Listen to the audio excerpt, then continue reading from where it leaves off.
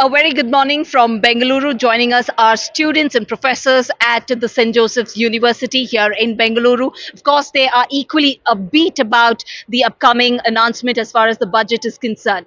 We have seen, especially over the years, there has been an increase as far as the education budget allocation, but it is clearly not up to the mark, right, as far as the GDP is concerned. So, what are your expectations for this budget?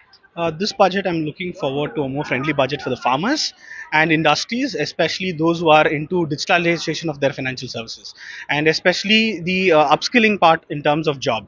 That's something which has been lacking in the previous budgets as well. And I'm also expecting the budget to create a recovery from the impact of the global economic slowdown which has taken place. Yeah. So that's something which we are That's going to expecting. be inevitable, I think, for this year, for the next 12 months, what we're going to see. What's your reaction to the same in terms of, education sector per se? What do you have to talk about? Yeah, over the years, education sector allocation has been very poor in compared to other countries. So I'm expecting, in terms of a better education sector allotment, as well as I'm also looking at bridging a gap between unequal distribution of income that has been there, Yeah. in terms of a one-time levy of wealth tax at this particular juncture, because we have seen 65% of the entire India's wealth is in the top 10 people.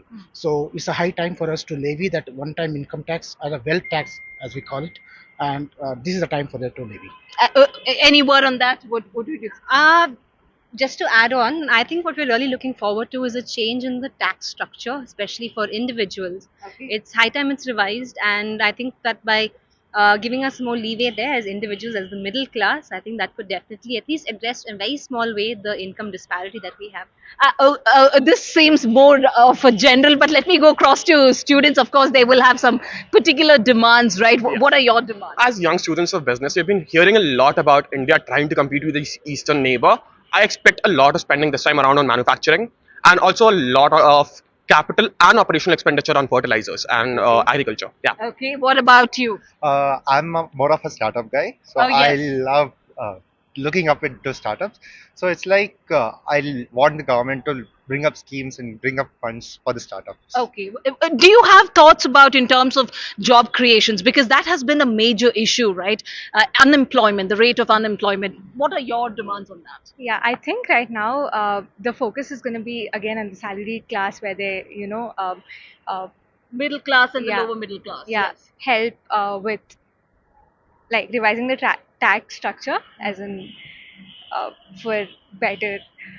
No problem. So, what about what do you have to talk about the educational tax in terms of the edtech subsidies or the educational goods? Because once that GST comes down, I think that would help the students, right? What do you have to say? Students, it will definitely help the students, but there needs to be a planned structure in which it happens, not to expand on a specific sector like edtech, but it needs to be heavily planned in that arena. Tax subsidies, anything that you're looking at?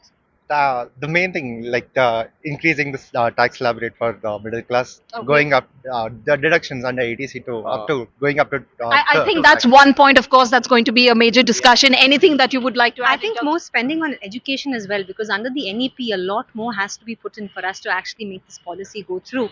And Karnataka being a state that has implemented the The NEP, first, one of the yeah, first, yes. exactly. So we are expecting it, especially as teachers. We know that there's a lot of money that has to be pushed in here. All right. Well, thank you so much for joining us here on NDTV. In fact, the students and professors equally talking about how, though Karnataka has implemented, one of the first states to implement the NEP policy, well, the major demands, of course, have been especially the tax subsidies in the edtech sector. This is to do with the educational goods. They're also looking at in terms of more of job creation as well.